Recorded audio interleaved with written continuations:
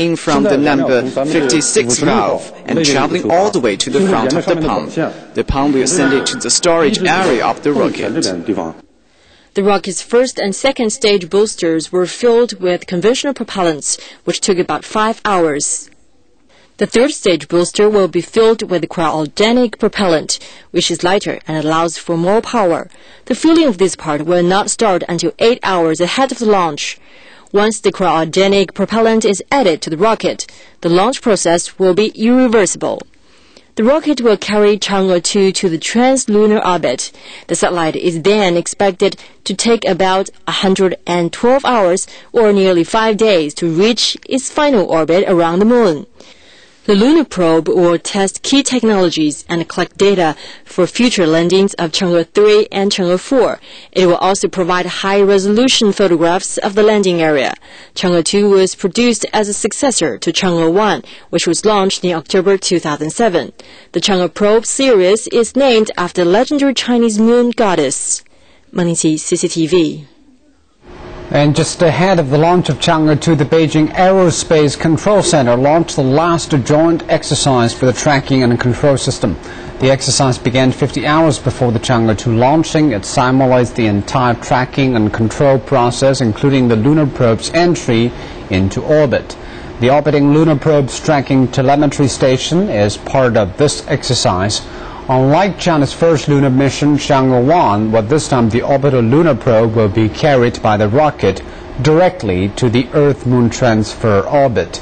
But this will use less fuel, but also requires better control of Chang'e2 in case there is any deviation as it is carried into the orbit.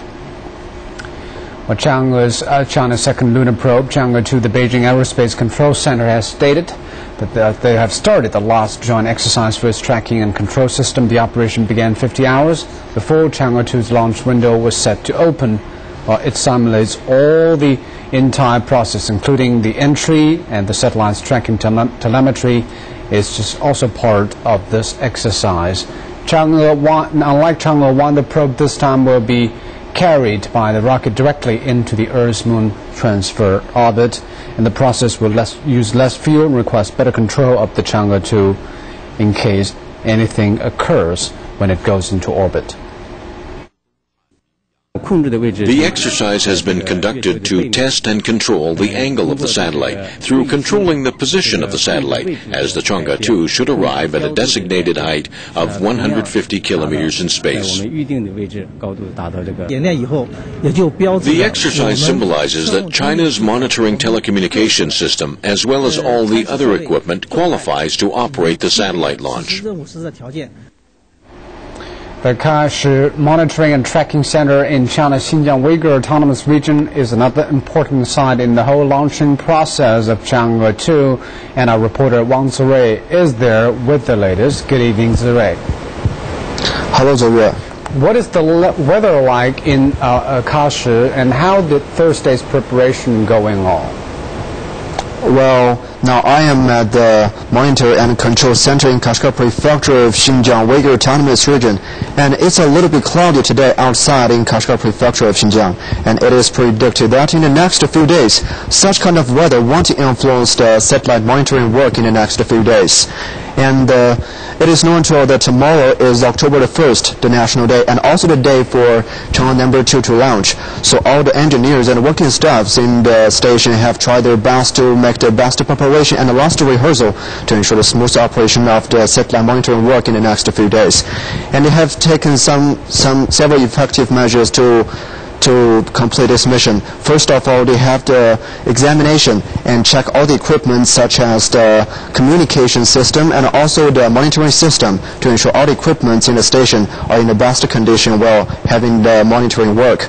And then they collected and received all the statistics about the satellite from other different stations and have the comparison of the statistics about the satellite.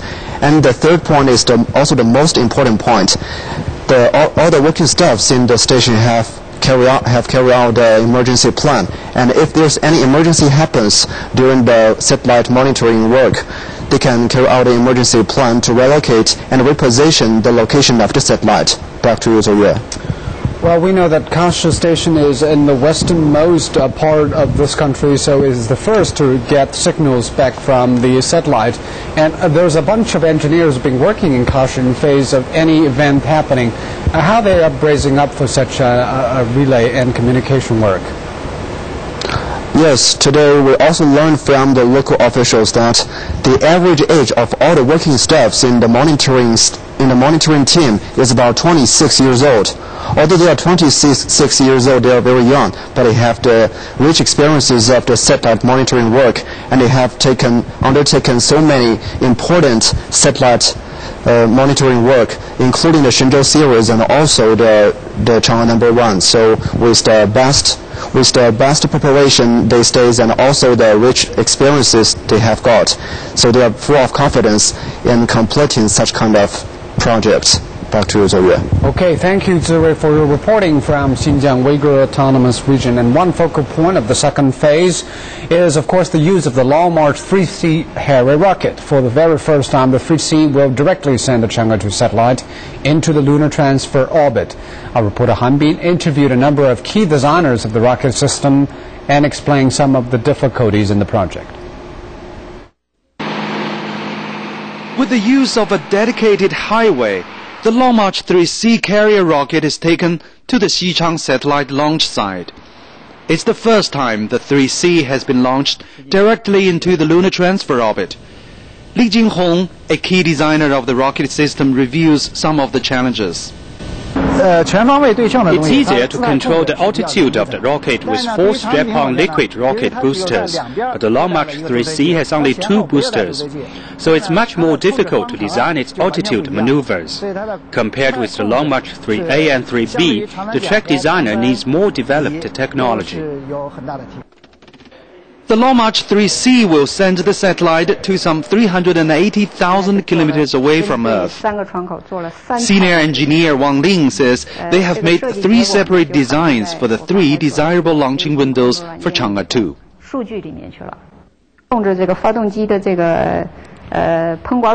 By controlling the shaking of the booster's engines, we managed to control the satellite's altitude. In addition, we need to control the direction of the rocket so it follows our design. All of the control devices are built into the rocket. The whole process is done by the rocket itself during its journey to the moon. Staff say they have made thorough and detailed plans and tests for all 3 launching windows. That's triple the work for Chang'e 1. We are proud to contribute to the development of the rocket system. The challenges may also help improve our capabilities. Staff say launching Chang'e 1 rocket was like shooting a fixed target, as the rocket was sent only 80,000 kilometers into orbit. But firing the rocket from Chang'e2 is like shooting a moving target. The rocket is directly sent to the lunar transfer orbit, while both the Earth and the Moon are moving. This makes the track design and time calculations different from the previous lunar orbiter. It requires higher precision and skill. The Long March 3C made its debut in 2008 with the launch of the Tianlian No. 1, China's first data tracking and relay satellite.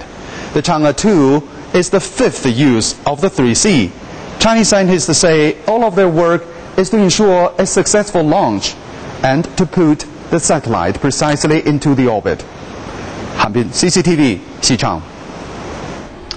You're now watching CCTV News here in Beijing. Still to come on this program, National Day. The State Council holds a grand reception in Beijing in the lead-up to the People's Republic's 61st birthday on Friday. And stalemate. South Korea and the DPRK make no progress during their military talks.